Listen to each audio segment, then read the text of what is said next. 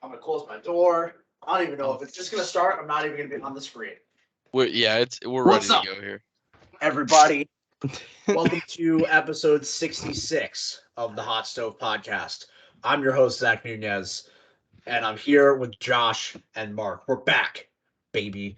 Back to do another show. And we're watching Thursday Night Football. And instant reaction as Josh and I were just talking about it. The Colts, and I told Josh this last week during the games. The Colts suck more than I definitely thought they sucked. Yeah. So, Josh, you can take a victory lap on that one. You were right from the get-go. Now, yeah, they are without arguably their best player on both sides of the ball tonight. But, yes, point still stands. They stink. Yeah, horrible. So, real bad. Good job, Josh. I don't know if Josh provided any of the reasoning that actually leads them to suck currently at the beginning of the season. Not a bit. Not even a little I said their defense was bad, which not totally a lie, but not the big. Yeah, their defense isn't very good, but it's also not bad. I don't think it's very middle of the pack. I'd say mid. It's mid. Yeah. So before we get started, make sure to follow us on Twitter at Hot Stove Pod. It's at Hot Stove Pod on Twitter. I posted there the movies that we're gonna be watching for the Hot Stove Halloween special. So you got a few weeks to watch those. I gotta watch one. I'm gonna try and watch 2 tomorrow. I'm gonna watch. My sister and I are both off. I think we're gonna watch 4 tomorrow. I don't have anything going on. I'm going to a funeral tomorrow night. Other than that, that's like a full movie's length. Yeah. I have watched one of them. What'd you watch?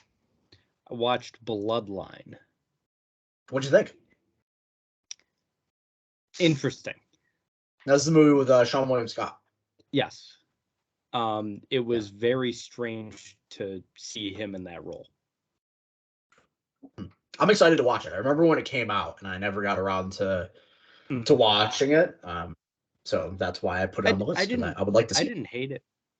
Yeah, I didn't hate it by any means. I did quite enjoy it, but it was just. I wonder, like, en masse. Yeah, I wonder en masse how many movies of the 15 you're actually going to enjoy. That's the thing, because there's 2 that I'm fairly certain I will. Mm-hmm. Even if it's just for ironic value for one of them. I'm sure I'm going to like Black Christmas, because I've heard so many great things and I've never seen it. It's a classic. And I will love watching Class of Nukem High. Yeah. I don't know if I'll love the movie, but I'm going to have a damn fun time watching it. Oh, hell yeah. It's going to be a fun time watching it. Trust me, that movie, I mean, I'm sure it sucks. I'm sure it's terrible.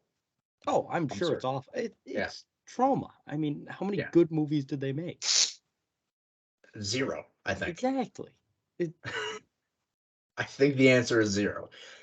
But yeah, I'm excited. So I'm gonna finally get it started tomorrow. I've been very busy the first week of the month here. So I'm gonna finally get it going, get ourselves rocking and rolling here, and hopefully it'll snowball into me finishing these in pretty quick succession. So I'm sorry. Next week's Thursday night game is Bears Commanders. Yes, I'm telling you, Thursday Night Football has no right to exist for a multitude. The first 3 weeks, like, we had some good games to start the season, and then we had a good game. Well, seemingly good matchups, didn't we? Yeah. Okay. The game last week was still good. That's fair. And then what was week 2? Chiefs Chargers. Yeah, that was great on paper. Yeah. Great game. What was 2 weeks ago? What was week 3? I don't remember. Steelers Browns. Oh yeah, that game was poopy. Yeah, but at least rivalry game. Like, they've been giving us some decent matchups, but it's just swill the rest of the way in, I'm afraid.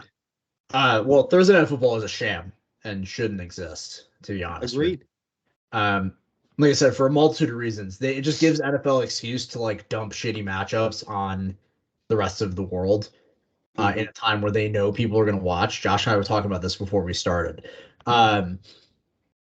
And I am interested to see what the ratings are like now that it's on Prime Video, because I assume it's taken a dip over in comparison to the last few years where it's been on Fox. But I assume plenty of people are still watching it. Like, it's not like they. Yep. Last year, wasn't it only on NFL Network? Didn't they make?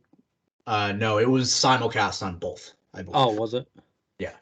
Or maybe like some weeks were only on NFL Network and other weeks were on Fox. I think they had some exclusive NFL Network ones, and that's another one I like to see the ratings for those ones compared to the others, because NFL Network is a premium station. It doesn't come with just a basic cable package. So right, and well, it was, since it was on Fox, it was on basic broadcast network television. Right, now it's on a streaming service.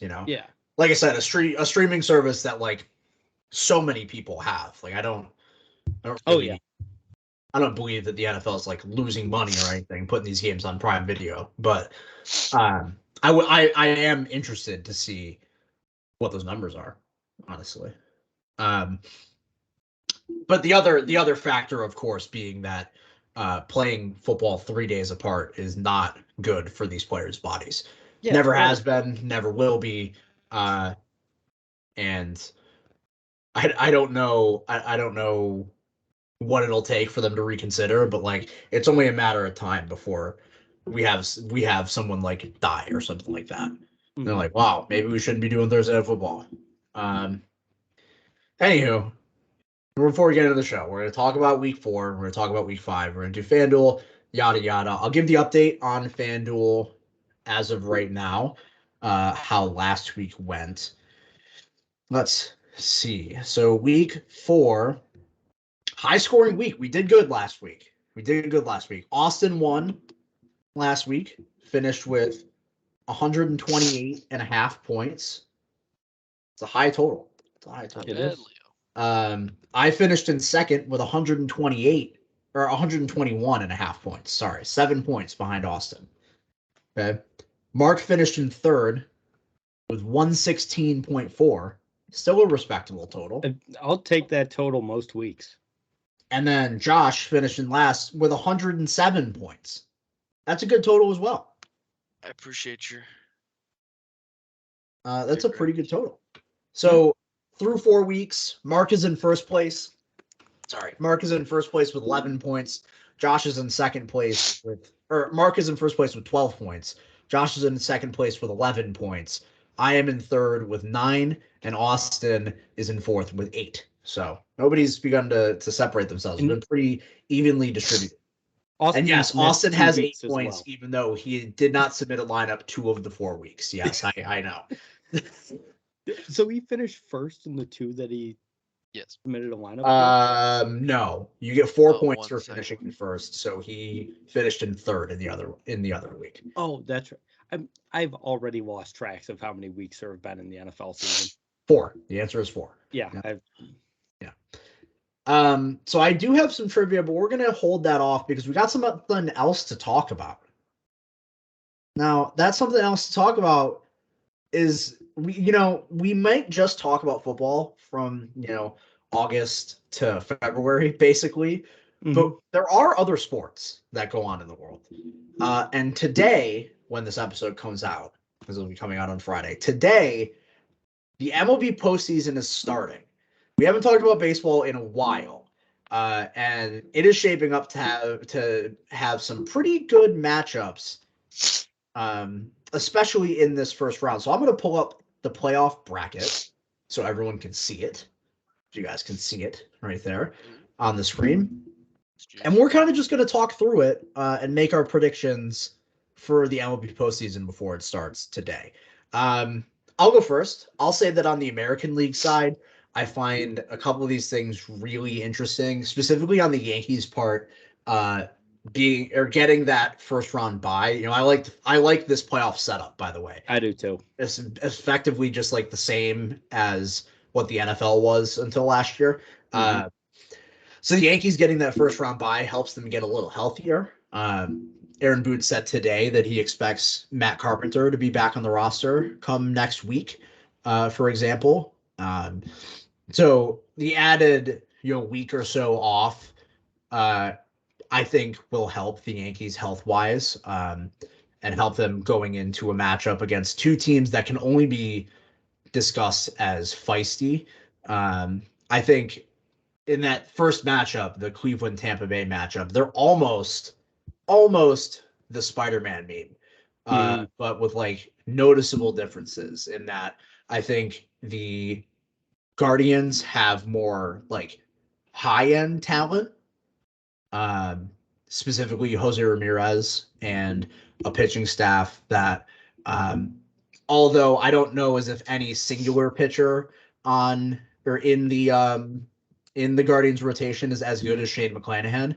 I do think Shane Bieber and Tristan McKenzie are better than the 1-2, for example, that Tampa Bay has. Right. Don't nickel and dime Cal Quantrill. He's The Canadian baseball. The Canadian. Yeah.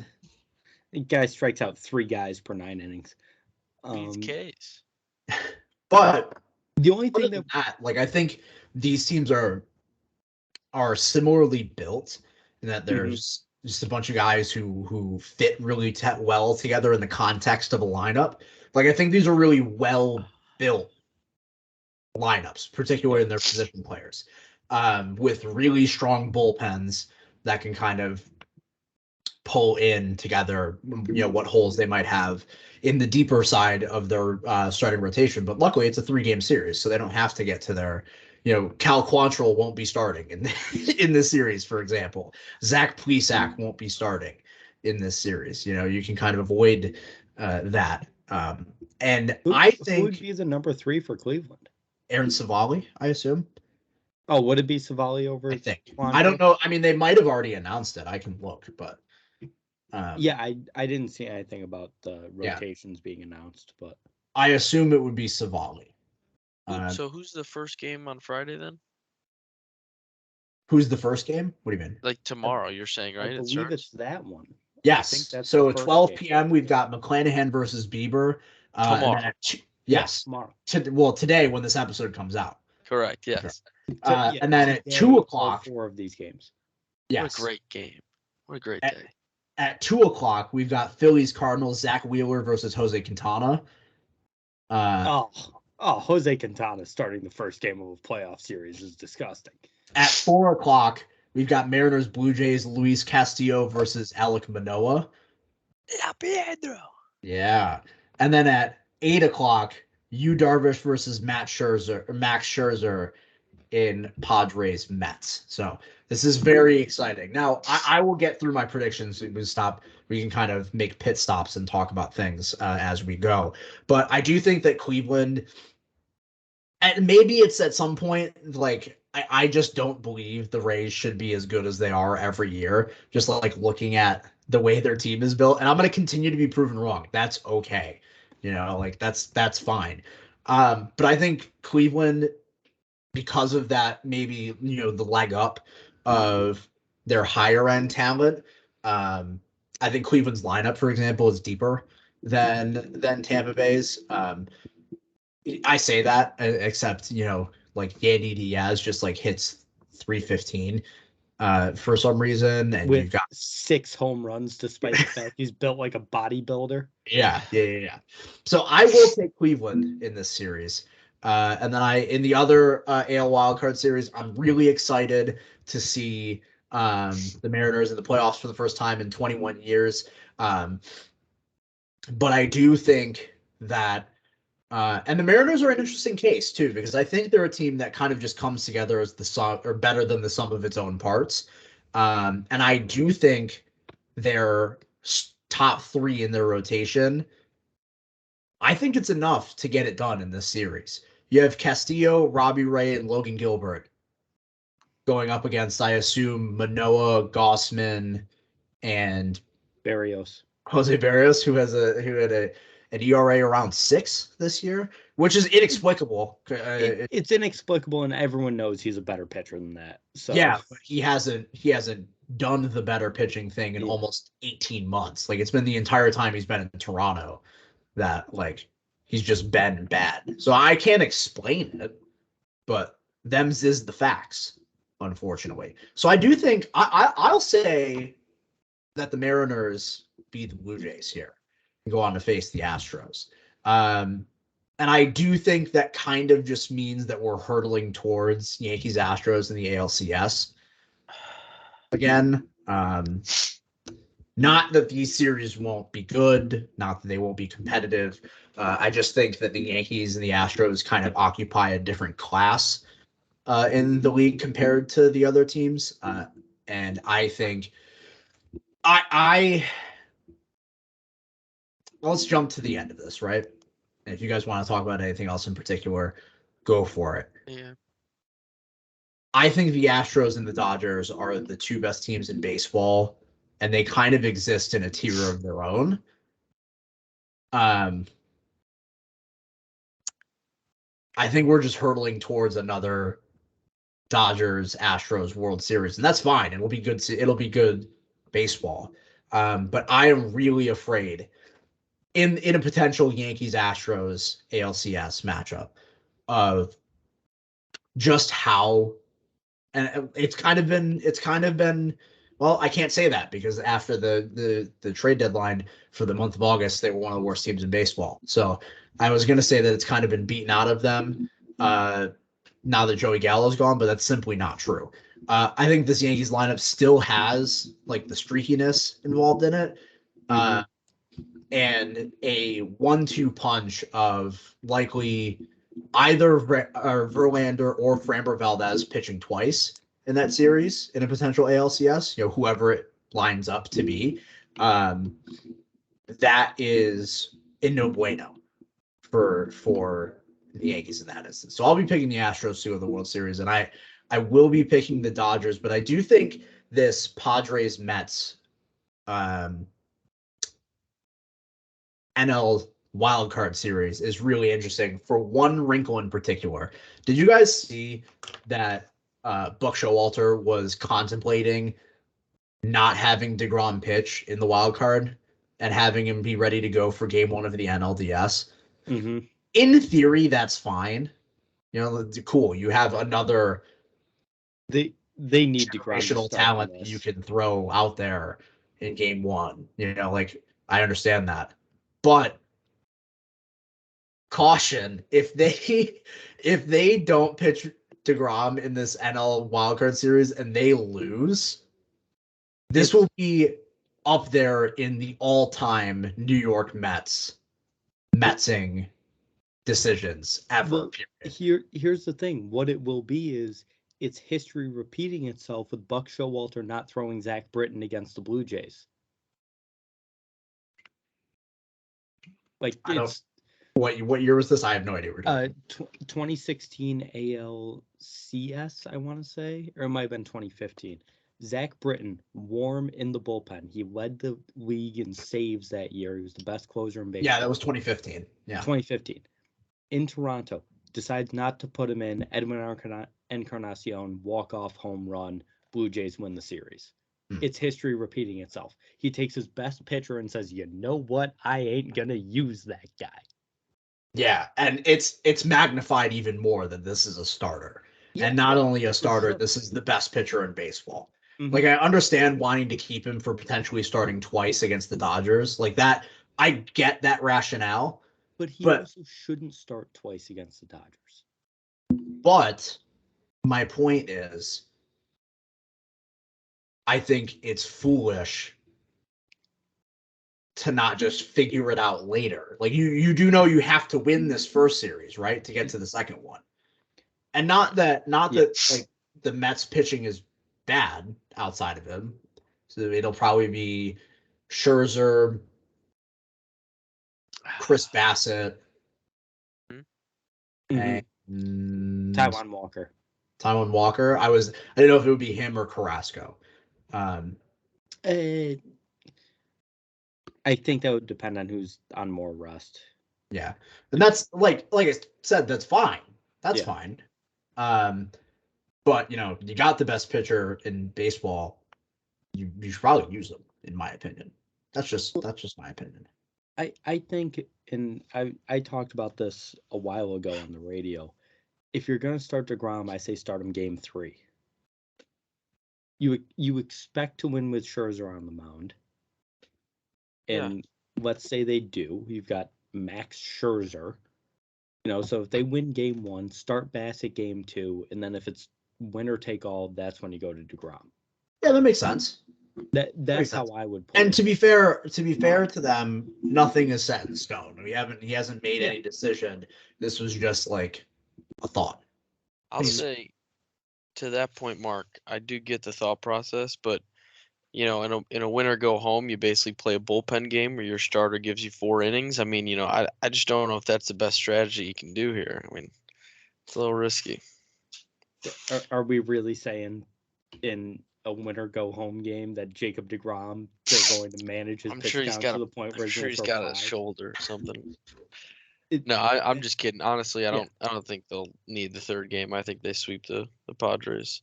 I think this is like the greatest thing ever for Mets fans. Well, yeah, for most Mets fans, it should be like getting swept by the Braves is just, well, obviously you wanted the bye, but like it kind of gave. Not only did you want the bye, but you wanted the bye in which you would have been able to play the winner of the Phillies and the Cardinals. Yeah, they're now saddled. Potentially avoid the Dodgers. Exactly. They're now saddled with playing a really good San Diego team that specifically played really good baseball in September. Like they're coming in hot. Specifically their pitching. Blake Snell had a sub-3 ERA for like the last 2 months, which is he did it last year to be fair. But he's doing the thing again where he's like for a couple months and maybe he'll start to suck again. And Blake Snell are probably being their 3rd starter to come in this series after Darvish and Joe Musgrove. And I tend to think, honestly, that San Diego's lineup is a little more consistent than the Mets lineup. The Mets lineup has shown that hot and cold stretch kind of thing, especially, I mean, the last 3 weeks, the Mets were Metsing, like I would Mets say Mets that in September. I would say that if Soto and Josh Bell didn't turn into Jeff Mathis since going to San Diego, like legitimately, and Juan Soto is one of the best players in baseball, had horrible statistics in San Diego. Look at he had a 778 OPS from Juan Soto. You know what's crazy? Now that I'm looking at that. Is that a 130 OPS plus? Yeah. How? Because he has a 388 on base percentage. Yeah, but his slugging is 390. How does that get to 130 OPS plus? Whatever. But all right, so a little better than I was giving him credit for, but he still wasn't. That's not Juan Soto. That's not the Juan Soto that we all know and love. Josh Bell, oh boy. To be fair, Juan Soto's career OPS plus is 157. Well, so it's not too far off from. It's 27%. Oh, 27%. Yeah, Josh Bell turned back into 2020 Josh Bell. Really, second half of 2019 Josh Bell. But so I wouldn't say the lineup is more consistent. I do like the Mets in this series, just mainly because I do worry about that Padres lineup. Manny Machado, fantastic. No complaints there. Cronenworth wasn't as good this year. The shortstop there, I can't think of his name. Ha-Seong. Asian guy. Yeah, Ha-Seong Kim. He up and down. It's just like Soto, Bell. I don't know if I love that lineup right now. And the Mets lineup, Lindor had one of his best seasons ever. Alonso was great. Yet some of the trade deadline acquisitions didn't really work for the Mets. Darren Ruff is horrible. I think, I'm sorry to jut in here, but I think the Mets lineup might be, and this is actually a thing that I want to talk about with, I forgot what team it was. Oh, the Astros, when I was talking about when we were going to get to the World Series. But this is the thing I think about the Mets lineup. I think it's just kind of top heavy. or at the very least, like if it is a good overall lineup, I think it's very pronounced between like the top half of the lineup where you have your Jeff McNeil who just won the batting title, Starling Marte, Mm-hmm. Marte's out for Lindor. this series, by the way. Oh, he is. I did not see that. Yes. I did not know that. Yeah, Marte will not play in this series, which is worrisome. Alonso, Lindor, yada yada. But then once you get past that, you go to is Brandon Nimmo playing? Is he hurt? Nimmo should be fine, yeah. Okay. So you have him, but then you get past it and you get to your Tyler Naquin, who hasn't been good since he came over. You get to your Darren Ruff / Dan Vogelbach platoon that hasn't been very good since they've been there. Vogelbach's been fine. He's been Dan Vogelbach. Yeah, he's been Dan for whatever Vogelbach, that's which, for whatever listen, that's as advertised. They got Dan Vogelbach. He's been Dan Vogelbach. You get to your, Luis Guillorme, who's fine. Yeah. I think this all is shaping up to be a really interesting series. I'll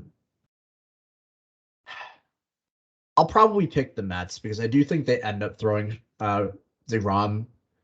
And I think having Scherzer DeGrom be 2 starts in a 3-game series is kind of, Usually that's pretty good. Yeah. Usually that's good. I know Scherzer kind of stumbled to the end in his last couple starts, if I remember correctly. So did DeGrom. Did he? DeGrom got lit up by the A's. Admittedly, I have not watched much baseball outside the Yankees in like the last few weeks. Yeah, it might have been DeGrom's second to last start. If not, it was his last start. He faced the A's and they got him for 5 in the first inning. Damn. Or no, it was his second to last start because he pitched against the Braves as well, and the Braves got him for 2 home runs. They had back-to-back off of him. So, and I think this Phillies Cardinal series is just going to be like, that's going to be. Actually, I'm not going to lie. All of these series are fun. Like, but this Phillies Cardinal series matchups. Yeah, this Phillies Cardinal series is going to be a lot of fun. I end up leaning towards the Phillies, assuming I think it's going to come down to whether or not the Phillies bullpen does the thing, which is it certainly won't. They have one guy who does the thing particularly well, and that's about it. It's Sir Anthony Dominguez. He's also, we've seen from Sir Anthony before. He stinks sometimes. So. Yeah. But this is going to be a matchup of like these 2 lineups, right? And I think the Phillies their starting pitching, I should say, or at least they should be going. It's Wheeler tomorrow, and then I assume Nola in game 2, and then Kyle Gibson. I guess because Ranger Suarez started yesterday. Yeah. Well, hopefully they don't have to get to game 3. Nothing like Kyle Gibson starting a winner go home game. That's not what you want. That is not what you want.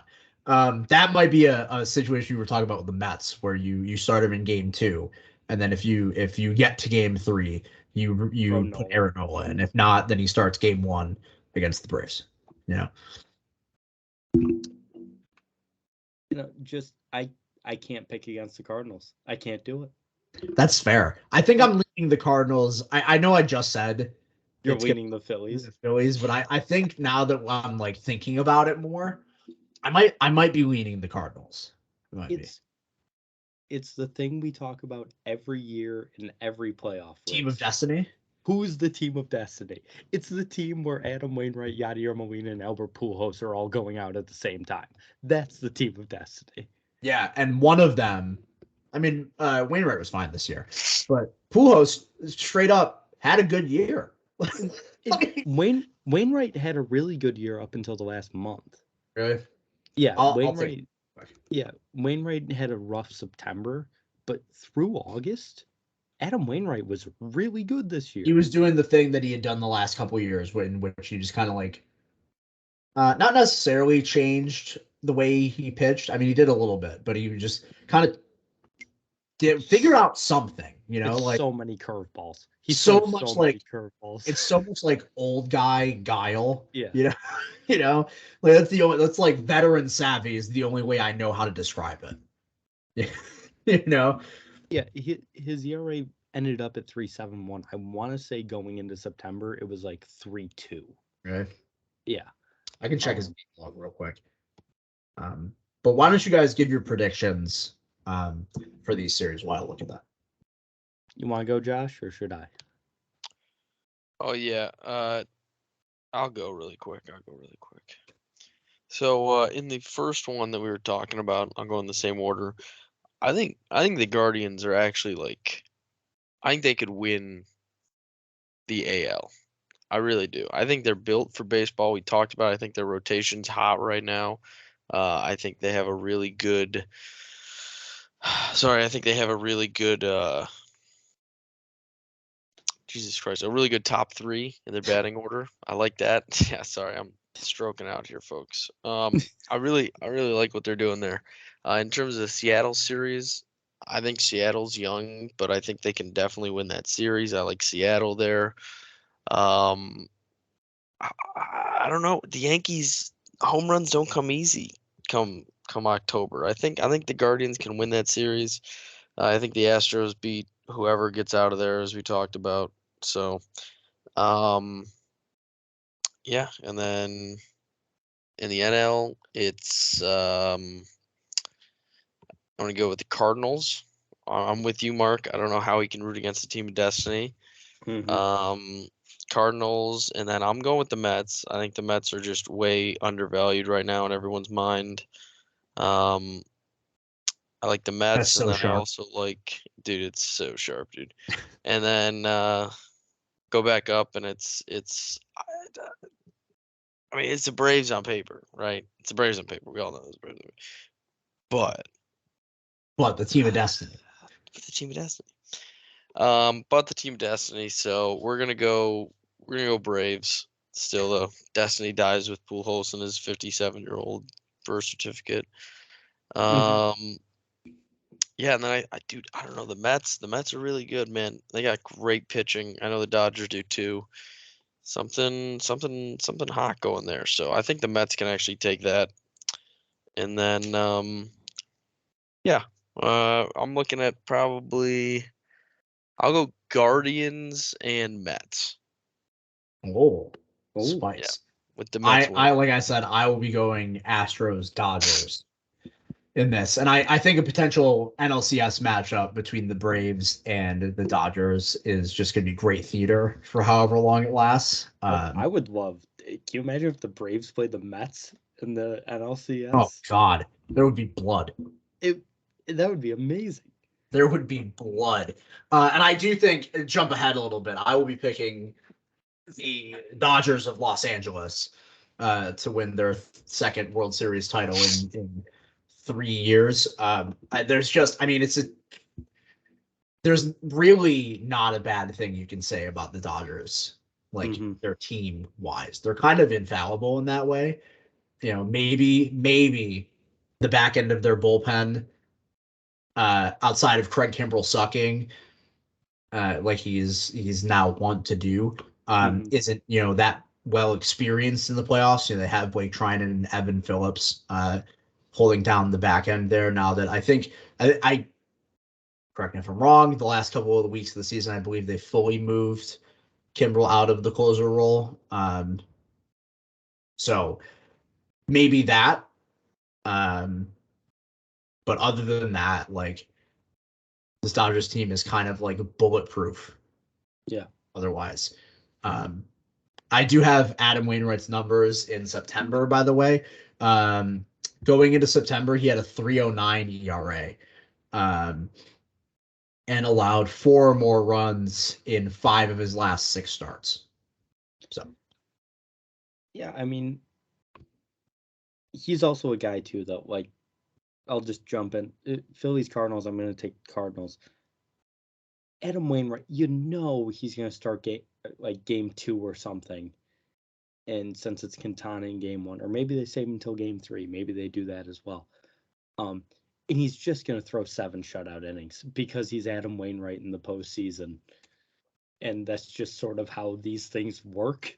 Veteran savvy, man. It is veteran savvy. I mean, the guy is still good. And so I'll take the Cardinals in that series. I can't bet against a team of destiny, at least for one round. I'm going to take the Mets over the Padres. Like I said, I like the Mets lineup a little more than I like the Padres lineup right now. The Padres lineup on paper is significantly better than the Mets lineup. But are we getting Ted Williams, Juan Soto, or are we getting, just solid player Juan Soto? Are you discounting elite right fielder Will Myers? He stinks. Same thing with Josh Bell. Are we getting all-star MVP candidate first half of 2019 Josh Bell, or are we getting, boy oh boy, this guy should be in AAA Josh Bell? So I like the Mets lineup, and you can't argue with the Mets top 3 in the rotation. Scherzer, DeGrom, Bassett, and I know Bassett's gotten roughed up his past couple of starts. Chris Bassett proved to be a number 1 starter in Oakland. Like, he did that for 3 years, where it was just like, this guy. Chris Bassett, I mean, he's not particularly flashy, like, at all.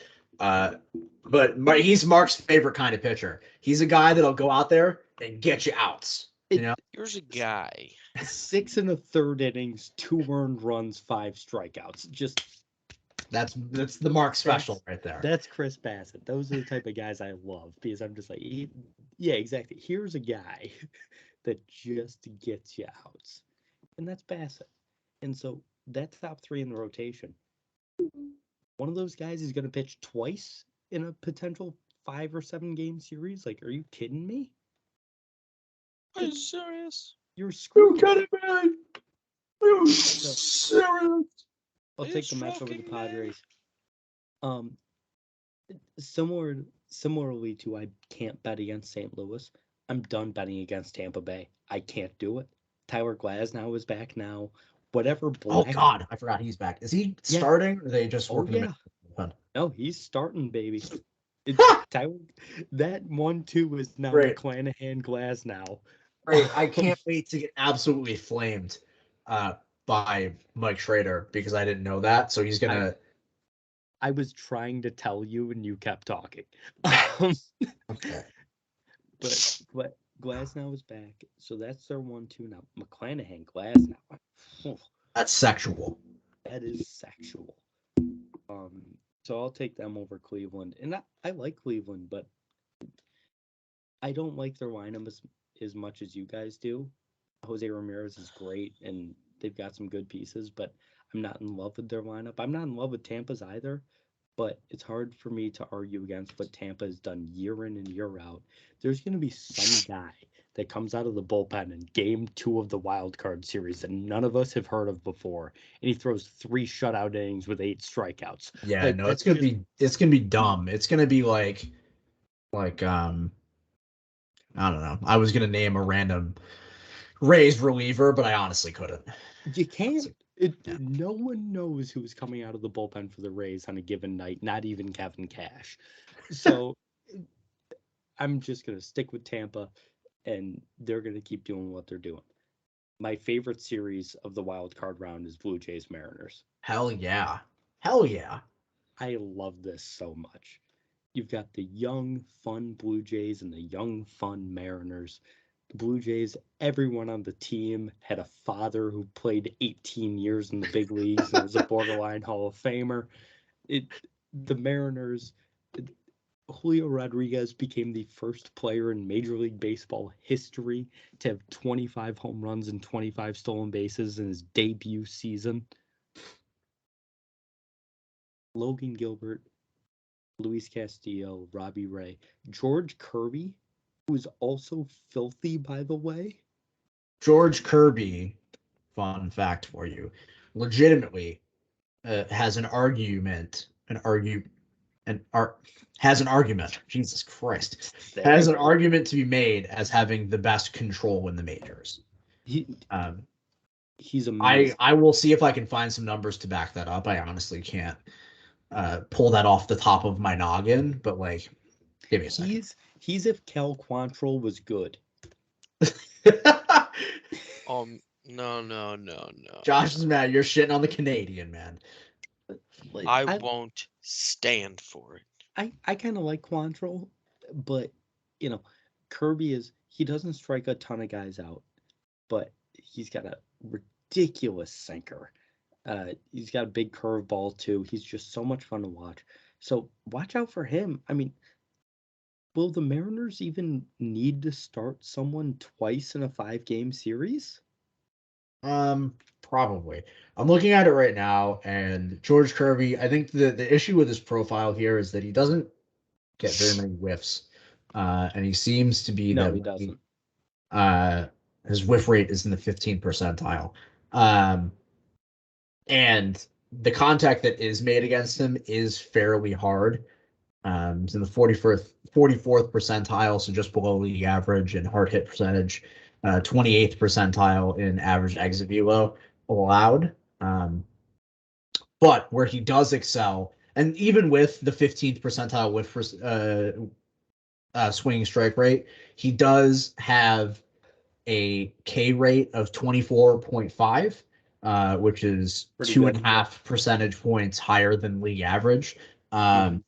And more importantly, has a walk rate of 4.1%, which is half of the league average. This is in the 96th percentile of all pitchers. Yeah. Those are just some surface numbers for it. I got to go with the Mariners. I like their pitching better. Like we said, Alek Manoah, fantastic. Kevin Gausman has been very good in Toronto, something I wasn't sure if he was going to be given his history in the American League East. He was very I will say Gausman was prone though this year to have like the 3-start stretch where he sucked. Just ran. Yeah. So you never know when that's coming with Gausman. And Jose Barrios, his career has been so interesting because he came up and the stuff was electric. And with that great stuff, he was getting rocked day in and day out. And then took a couple years, finally found it, and it's like, okay, is Jose Barrios finally becoming that guy? Then all of a sudden he goes to Toronto, rocked day in and day out again. Yeah. I don't know what to think of Jose Barrios. I think he's a really good pitcher. He's got great stuff, but at the same time, I don't trust him right now to start a potential winner-go-home series in the playoffs. So I'm going to go with the Mariners. Nunez, I'm sorry, I don't see the Yankees winning a playoff series. The question, it all comes down to whether or not this team is any different to how it's been the last 6 years. They won't be. If they are legitimately just better, they can win the World Series. But if they haven't worked out those inconsistencies, and it largely is because of how inconsistent the team has been, then sure, yeah, they could absolutely lose in the ALDS, 100%. I just see Tampa winning that series. It's amazing that the Yankees paid a pitcher $324 or whatever it was $1 million, and I don't trust him any single time he steps on the mound. Hey man, Garrett Cole's season wasn't that bad. Also, speaking of which, I want to talk about records. You know what was funny to me? I was surprised that Garrett Cole not only broke the Yankees strikeout record, but it was a Yankees strikeout record that existed for like 50 years. It was held by Whitey Ford, wasn't it? I've heard of that guy. No, I believe. Oh no, it was Ron Guidry. It was Gator. Yeah. It was Ron Guidry. Yeah. And like 77, I think. Yeah. I was baffled that number. I mean, Garrett Cole had 257 strikeouts. It's a very good number. It is a very good number. I mean, it's a great number. He led the league in strikeouts. Yeah, of course. But like, I'm surprised that was a Yankee record. Mm-hmm. Yeah, and like no one cared because he did it at the same time of Aaron Judge hitting. Yeah, it was the same inning. It was the same inning. Yeah. And what's also is funny about this being the Yankee record? This is the third highest strikeout total of Cole's career. Mm-hmm. Yeah. But he also, and correct me if I'm wrong, he led the American League in home runs allowed, didn't he? Yes, he did. It's almost like, and to a worse extent, it's almost like that 2019 from Justin Verlander. Yeah. Yeah. Except he was better outside of the home runs. Right. Yeah. That's why I meant to like a lesser extent. Yeah. Mm-hmm. Give me 1 second to pull that up. But yeah, as you were saying. But yeah, outside of Garrett Cole, am I really supposed to trust Nestor Cortez? Hell yeah, dude. That great. And listen, Nestor's been a great story. He's so much fun to watch. I really like Nestor Cortez. I gotta see him do it in a really big spot. I just have. Anyways, I'm sorry, but the Verlander thing. He allowed 36 home runs in 2019, which didn't lead the league because it was the year of the Happy Fun Ball. Yeah. That's what differs. Like Garrett Cole allowed fewer home runs this year than Verlander did in 2019. Yeah, I want to say he was like 29 or something. Cole was 33 this year. 33, okay. Yeah. And Verlander allowed 36 in 2019. But Verlander also ended up with a 3.27 ERA because he just didn't allow any hits. Yeah. Basically, his WHIP was 803. He had a 0.8 WHIP while allowing 36 home runs. 3.27 or 2.27? 3.27. Oh no, that was his FIP. Sorry. Yeah, I was gonna say 5.8 ERA. My bad. I was gonna say he definitely with a 0.8 WHIP didn't have a 3.2 ERA. My bad. That was his FIP. Yeah. But yeah, so like that there's noticeable differences between the two. And again, partially driven by the fact that Verlander was pitching in the time of the Happy Fun Ball. Mm-hmm. But yeah. Anyways. So I'm gonna take the Rays to beat the Yankees, and I'm gonna do it.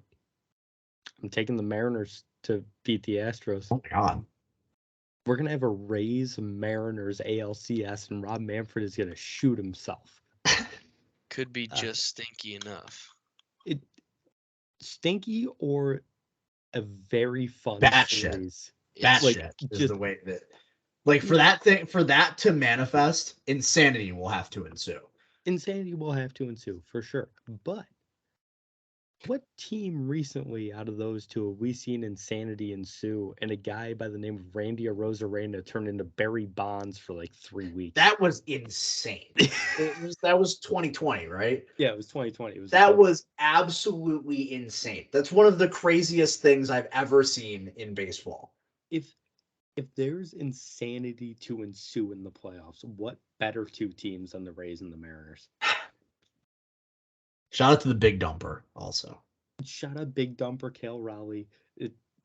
Love him. Ty France, also love him. Like the Mariners, this is certainly me just saying I want fun, and that's the most fun outcome for me. But at the same time, it wouldn't surprise me. That Mariners pitching staff and the lineup, I mean, that lineup is deep, man. It's all right. I think that's like the thing holding them back. Like I think they're a good lineup.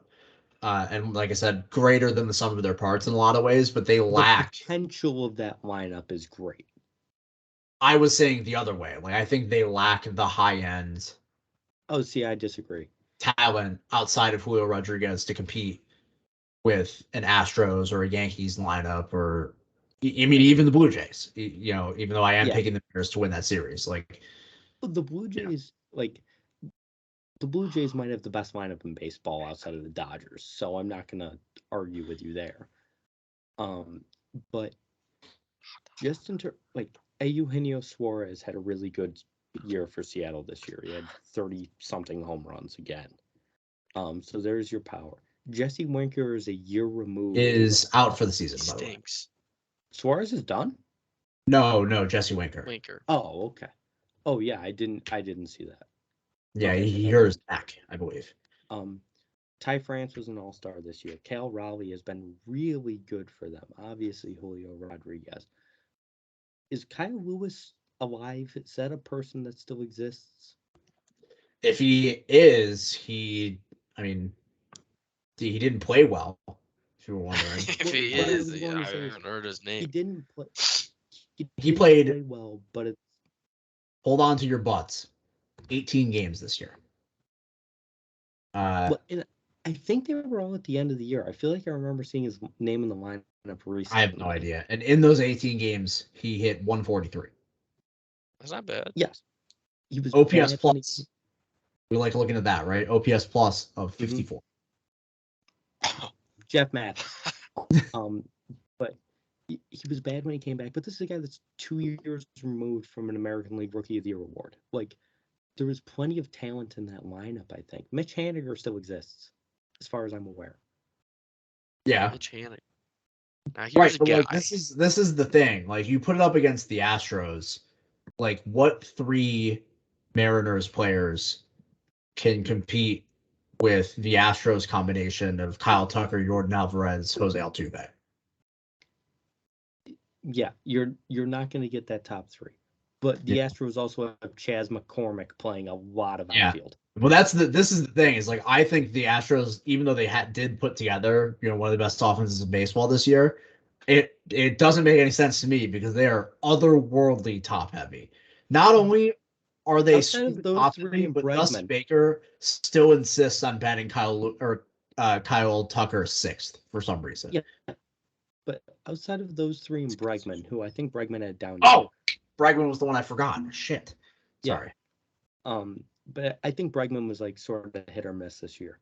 Not yet here. Did He really turned it on in the second half of the season. Okay.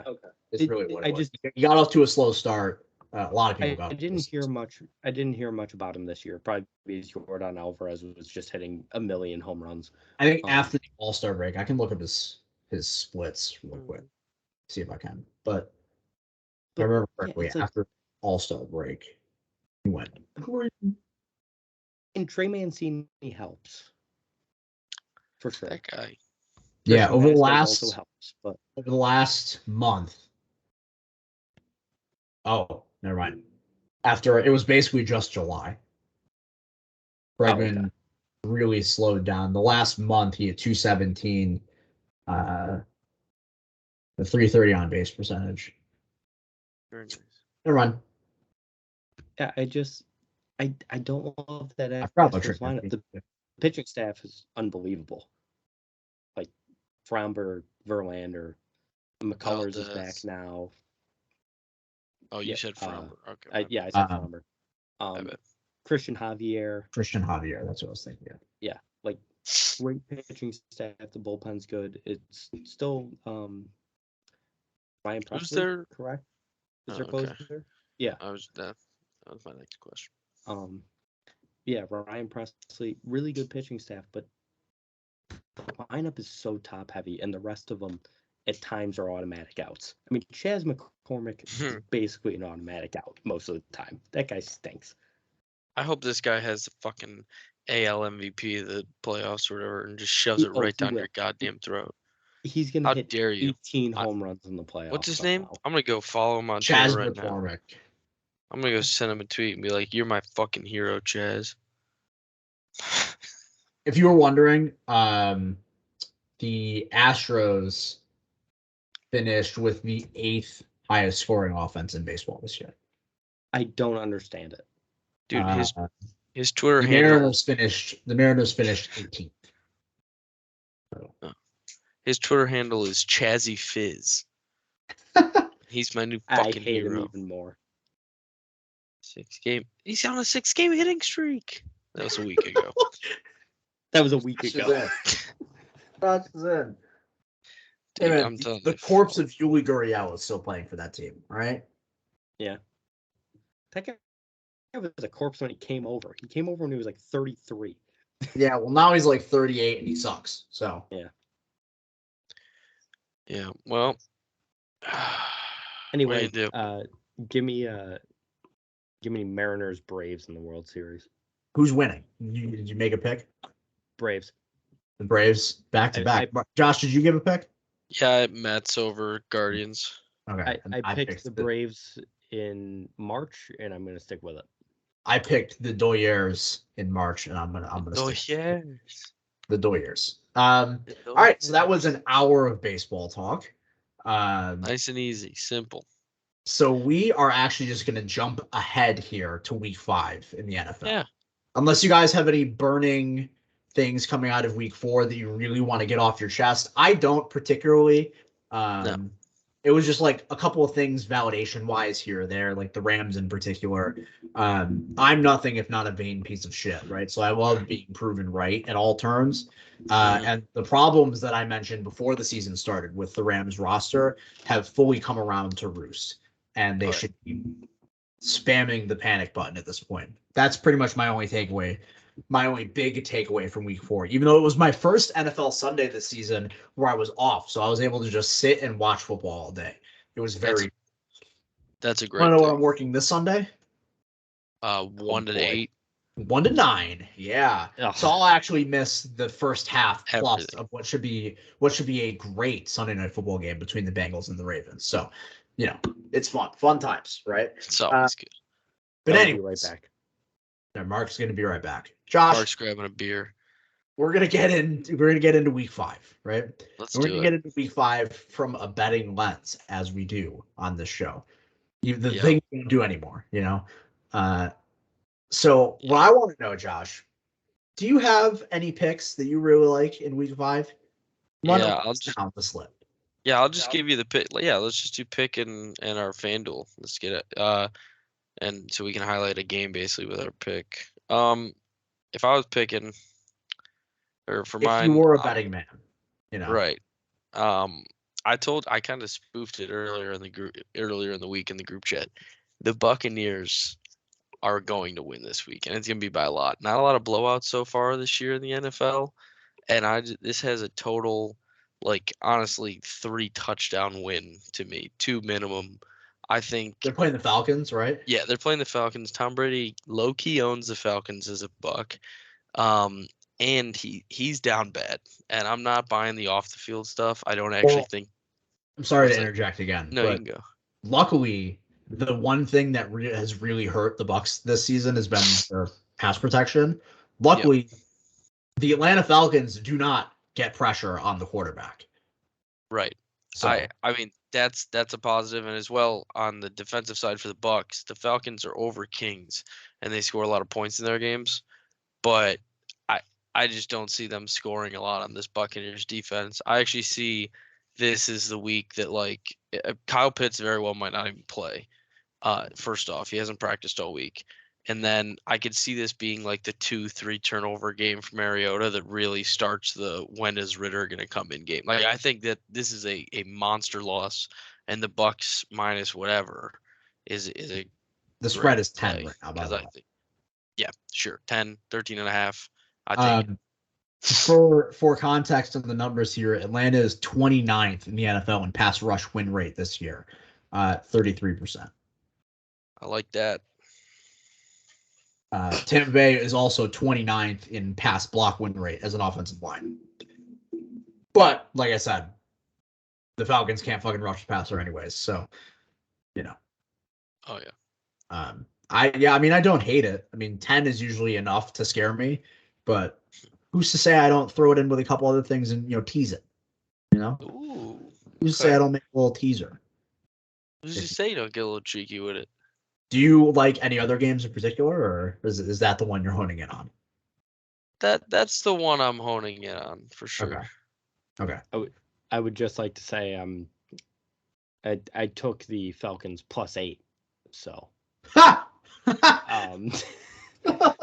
the only team in the NFL undefeated against the spread, I'll ride with it. I don't even know if that's square. I think squares are probably just not touching the spread in that game. How is Falcons +8 against the Tampa Bay Buccaneers led by Tom Brady square? It's actually probably not going to be very public. Yeah, we'll see. We'll see what happens. I wonder if I can look that up now. All right, Mark, what games are you looking at this week from a betting perspective? There goes the one I was going to talk about. Was that going to be your pick? Yes, my pick was going to be Falcons +8, but I will choose. Thank God we got it in early. Thank God you talked first, Josh. Thank God I had to piss. I'm gonna kill myself, by the way, if the Falcons cover, and that's like the one thing that doesn't hit. And then I will hope Mark didn't piss, of course. Yes. Josh, how mad would you be if I just went with the Chiefs again? I don't For think the I'd be that third mad. week in a row. Who are Well, they playing? they play the Raiders at home Vegas. on Monday night. Oh, right. And Derek Carr has played at Arrowhead Stadium 8 times in his career. 7 of those times have been absolutely horrible. The one game in which he has won at Arrowhead, I believe I can look up. I'll look it up, but the one time he has won at Arrowhead Stadium. I'm sorry, he's played. This is December. He's played. This will be his 8th game. At Arrowhead. Now, the one time the Raiders have won looks like it was October 19th of 2017. Oh. That is the only time in his career, or I'm sorry, that is one of 2 times in his career that Derek Carr has played the Chiefs on the road 3 times before the month of November. Of the 7 games that he's played at Arrowhead Stadium, 4 of them have come before Thanksgiving. But the one game in which he played well, October 19th, 2017, 417 passing yards and 3 touchdowns that night. But if you take a look at recent history, he has lost all of his starts since then. Those would be 4 of them. And those starts has thrown for 285 yards, 198 yards, 275 yards, 261 yards in the last 4 starts at Arrowhead. So Derek Carr, not a cold weather guy.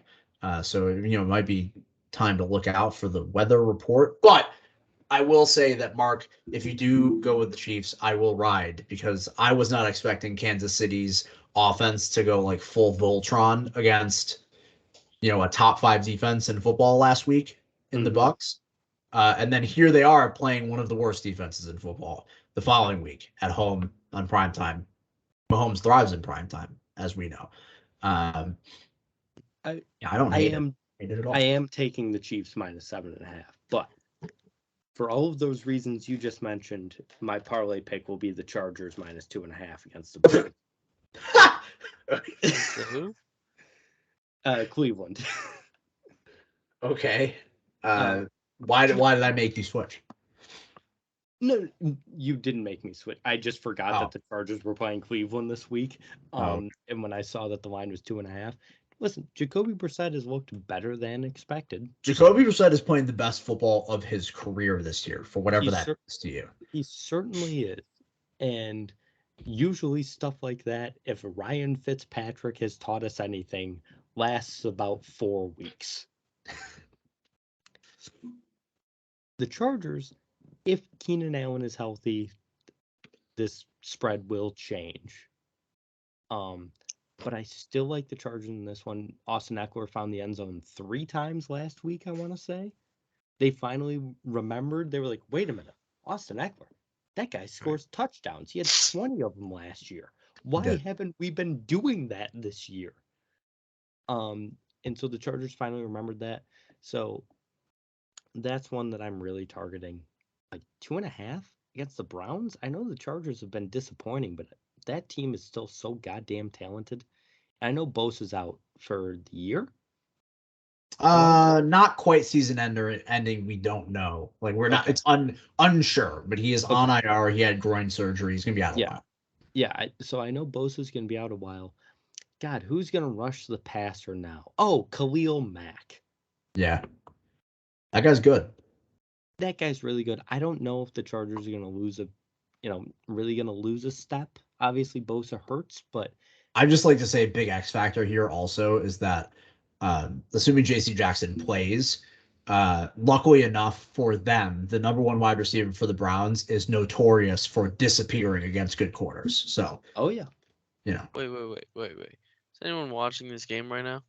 I am, but what are you? I see your mouth is agape. What's going on? Did you see the safety not just get taken out by the back ref? He's going to make a play on the ball, and the ref just hip checked him. Play stands. Nobody defends it, and they get a 40-yard pass. What? Okay. I mean, chalk it up. Austin's pick is a little wacky. I'm gonna hate this. Austin's running with the player prop, right? I mean, I love a good player prop. Me too.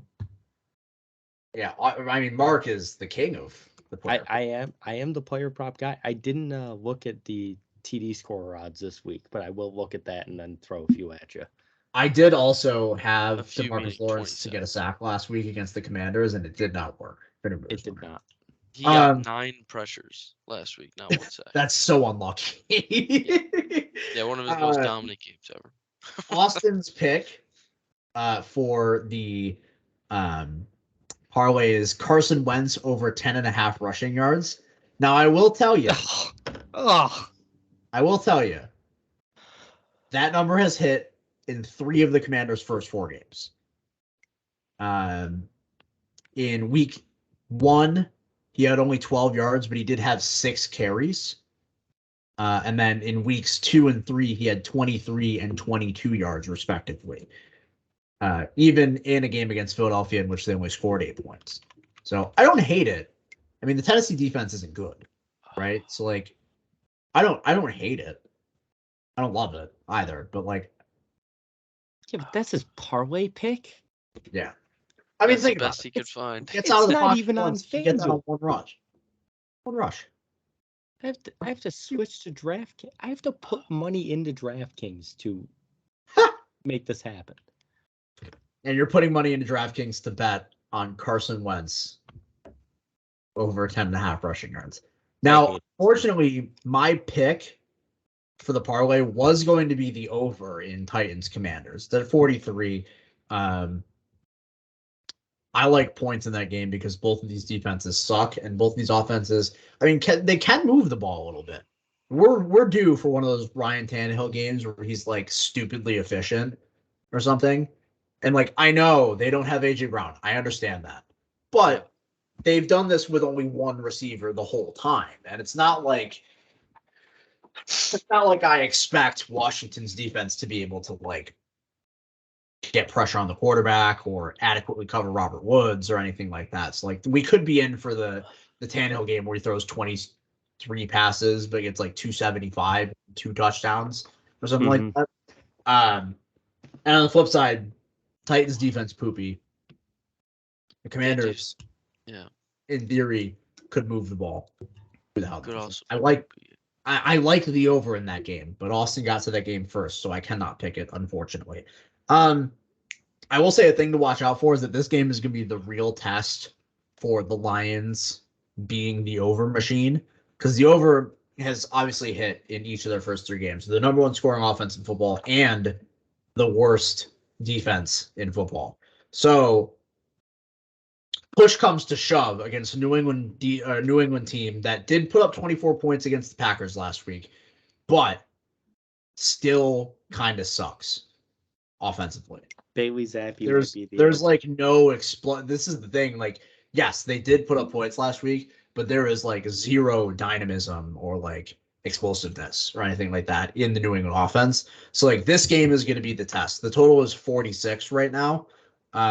If the over hits in this game, bet the over in every Detroit Lions football game for the rest of the season and put a lot of money on it. You know, but now that I'm looking, right, now that I'm pondering, taking time to pontificate on this slate, my pick is going to be Niners minus 6.5 at the Panthers. Touchdown favorites on the road. And I know you guys are San Francisco haters. I mean, they could go 17-0, and you guys would still think the team isn't good. This is the Tampa Bay Rays of football. They were in the Super Bowl, and I said they were bad. Right, and you shook your head at them being a touchdown favorite against the fucking Panthers when they just did what they did to the Super Bowl champions last week. I understand. I get it. I don't like Jimmy Garoppolo as a touchdown favorite. I just don't. Well, guess what? The Panthers might not score more than five or 6 points in this game. Yeah, I had a lot of faith in the Panthers last week. I hope they score 5. I hope it's a field goal in the same. Yeah, I don't know why 5 was the first number that came to mind, but you know, the Panthers are another team. Like, I had a lot of faith in them last week against Arizona, and they're another team that, like, as you watch them, they're like this Colts and even the Denver team. By the way, they don't look at all better than the Colts right now. But when you watch these teams, you're just like, God, like, this team's not good. Like, they're just not good. So you can't, like, trust those teams. You can't trust the Panthers right now. They just put Jeremy Chin on IR yesterday as well. So wasn't he hurt last year too? What is that? Wasn't he hurt last year too? No, that was their corner, whose name I cannot remember. Their first round corner from last year. Yeah, I can't remember his name, but yeah, Niners -6.5 is the play.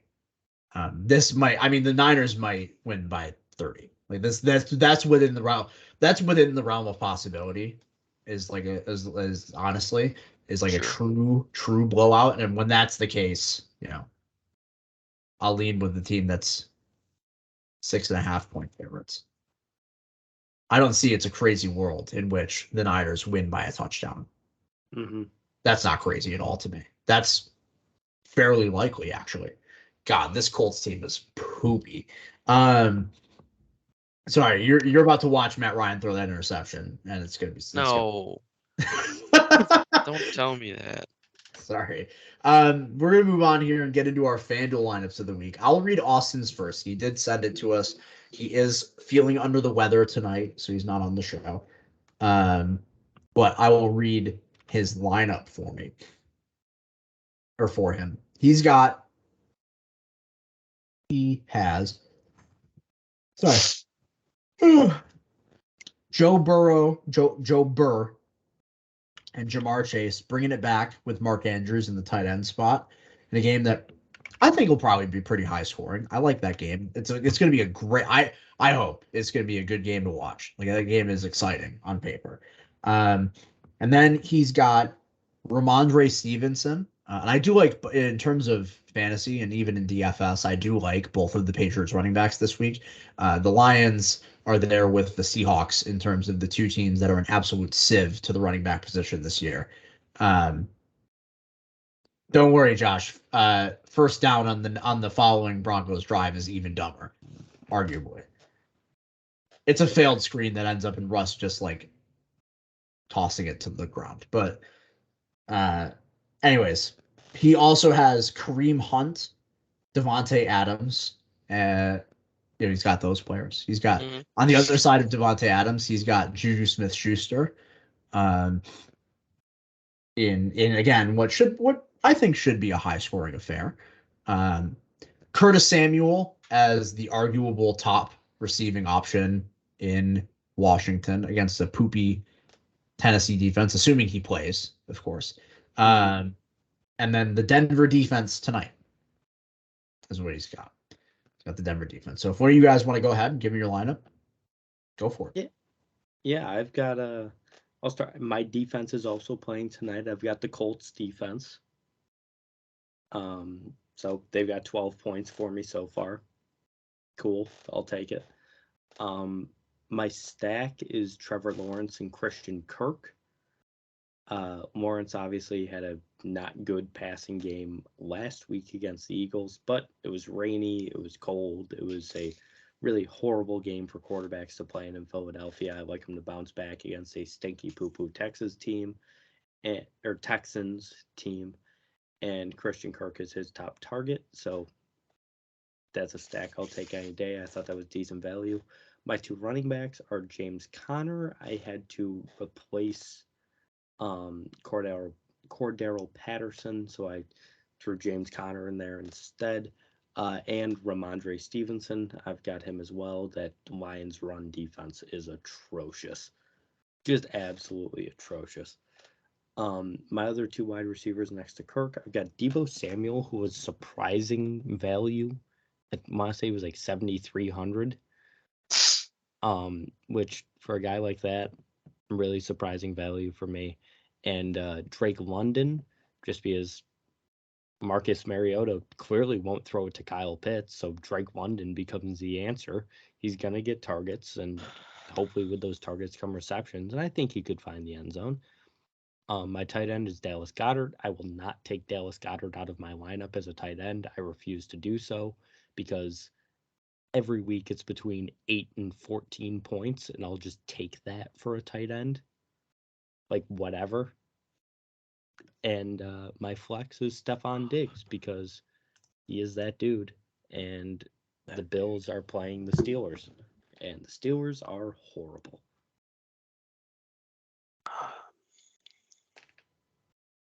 Good job, Mark. I like that. I'll go. This week's lineup is brought to you by Sleeper. Okay, what is fantasy football on Sleeper? Sleeper Fantasy Football is the first platform where design is at the forefront of every decision that is made to the product, and is widely considered to be the first and best designed fantasy football product in the space, as well as being among the most feature-rich, most engaging fantasy sports app. See why millions of users play and chat with friends on Sleeper today. Download Sleeper. Okay, thank you, Sleeper. I just like to interject and say that we are not sponsored by Sleeper Fantasy. Listen, if he's gonna do ad reads like that, we are not receiving ad revenue from them at all. I might be. Just putting that out there. Just saying. I did apply. Sleeper, please hire me. Okay. And so we got. I said it earlier, boys. This is gonna be a rout. This Tampa Bay team might score 6 touchdowns, and they're at the forefront, led by Tom Brady and Leonard Fournette. I got both of them along with Mike Evans on my team this week. I think that they're just going to put the stomping on. I really do. So that's a lot of my money there. All of them 7,500 and up. Then we go to my second running back position. It's a dog that I just traded for from you, Zach, in our league. It's Dameon Pierce. Dude's got that dog in him. He's hungry. He gets all the touches now. I think he's earned it from Rex Burkhead, who he had to beat in the camp there. And good for him. My last receiver, it's kind of like Mark and Dallas Goedert. And until he's not open on every single play, Amari Cooper will be in my lineup. 7,000 is a little gross to pay for him, to be honest with you, but I believe in the fella. And then Mark, you said it. Couldn't have said it better myself. They're playing the Steelers, and the Steelers suck. So I went with Gabe Davis. Actually, it's my target. I think he's been a letdown to a lot of people so far this year, and maybe he could just have a really good day. So I'm hoping for him. He's kind of cheap. Tight end position and my flex are both on the Sunday night game. I think that's going to be pretty entertaining as well. And my tight end is Hayden Hurst, who actually got pretty involved last week for the first time, and Jamar Chase. So, I mean, I don't know. Do we have to sell Jamar Chase on here these days? Or, like, can I just say it's Jamar Chase? It's Jamar Chase, yeah. Great. And lastly, Mark's going to love it. The Sunday game in the afternoon that is not the game of the week because the Cowboys play. But the Niners are playing – or, sorry, the Cardinals are playing the Eagles. And I went with the Cardinals defense because the Cardinal – it makes no sense, Nunez. The Cardinals are winning the game. This is – yeah. The Eagles, it's the Cardinals. Just know it's the Cardinals. Okay. Okay. Legitimately, I need to. What about that game makes you think the Cardinals are going to win? What? That they probably shouldn't. That is what a good friend of mine said tonight. We're doing, there's a few of us from Quinnipiac who are doing like a season long like spread thing. What's the line in that? 5.5. Game? Okay. Yeah. Yeah. Okay. So we were talking about this game tonight, and a friend of mine said, quote, the Broncos should win by 27. That's why it's Colts plus 3.5. Hey, you and him have the same mentality of like really, I mean, it's honestly Who in the right mind thinks the Broncos should win against Well, a high that's school a football whole team other by can of worms, 27? honestly. I mean, this But guy's clearly a moron. but you two have a similar mentality of like you kind of just like go off of whim and off of like what's supposed to be sharp because like it's you win either way in that sense when you think about it because either you're right and you look really smart Right. or you're Or wrong I and should have been right. You fall back on oh it was ridiculous why of course it didn't Yeah.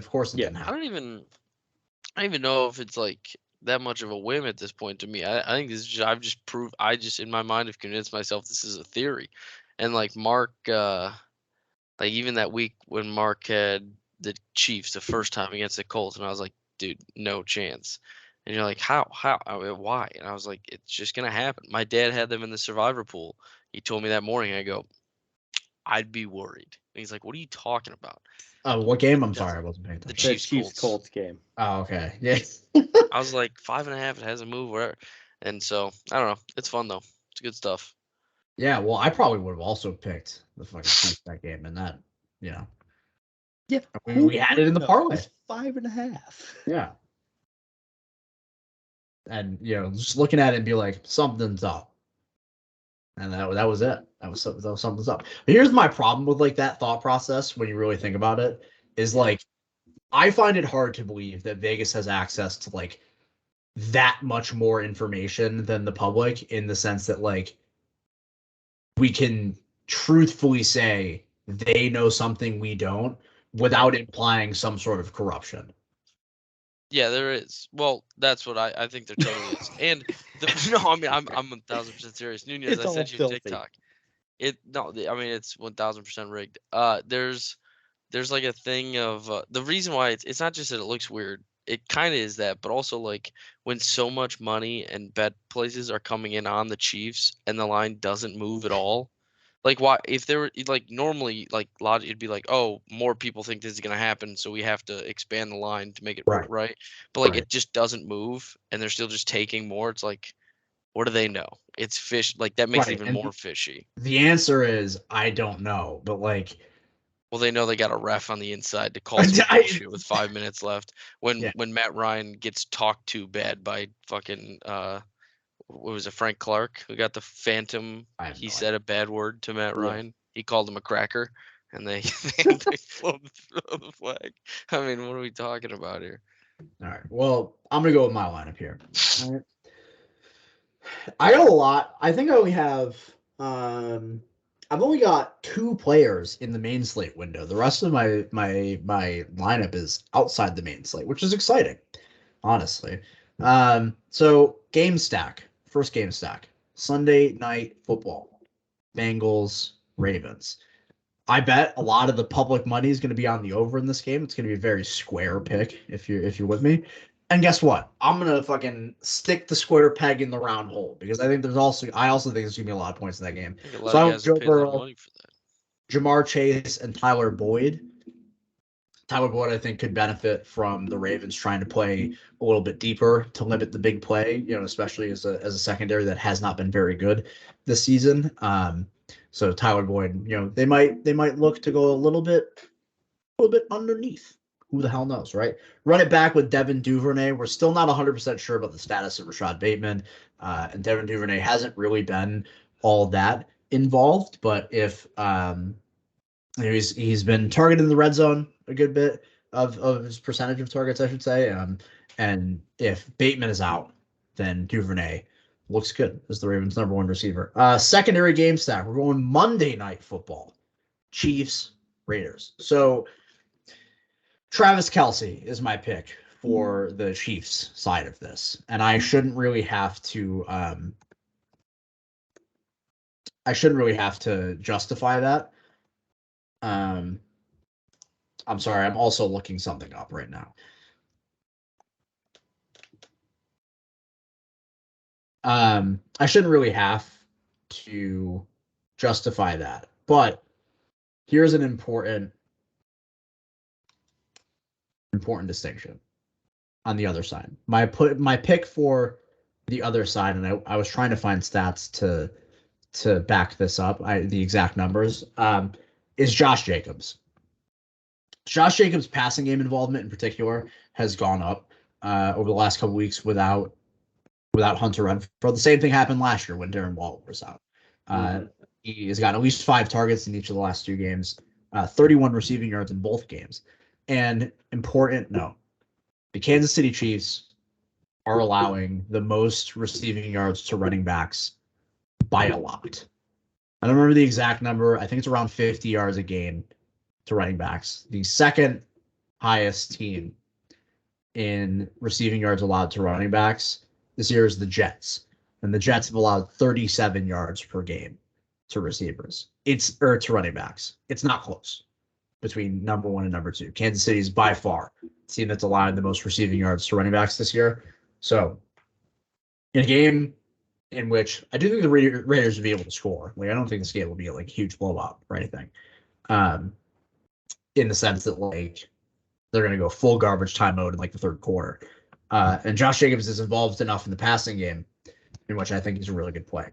Now, outside of that, I've got Dalvin Cook against the Bears. The Bears' run defense in particular sucks. They got destroyed by Dameon Pierce last week, and I do think Dameon Pierce is good, but this is the game where Dalvin Cook gets back on track, right? Let's hope. And then finally, for my defense, because defenses don't matter, I've got the Atlanta Falcons because they were the cheapest defense, and I had to have a defense in there. So they could just end up with negative points. Who the hell knows, right? I was going to say, according to Josh, that's negative 15 waiting to happen. It's certainly within the realm of possibility. But I needed the rest of the lineup to fit the way it did. So, boo-hoo. And that's our Fanduel lineups for the week. And that's the show for the week. I have one very quick thing. Yes, Mark. It's official. Since the regular season is over, Albert Pujols will finish his career with more extra base hits than strikeouts. Nice. 1,405 extra base hits, 1,404 strikeouts. Nice. Oh, one thing that I should have mentioned at the top of the show. Now you just mentioned the season's over, which means that the Hot Stove Minor League Baseball Invitational has wrapped on the year. Before you congratulate me, I will give my victory speech for winning the consolation bracket. Yes. Okay. Okay. Understandable. Congratulations to Mike Schrader, the Lansing Lugnuts, for taking the championship this year in a true nail biter against the Savannah Bananas, a new team to the league. Mike will be receiving his first place gift in the mail soon.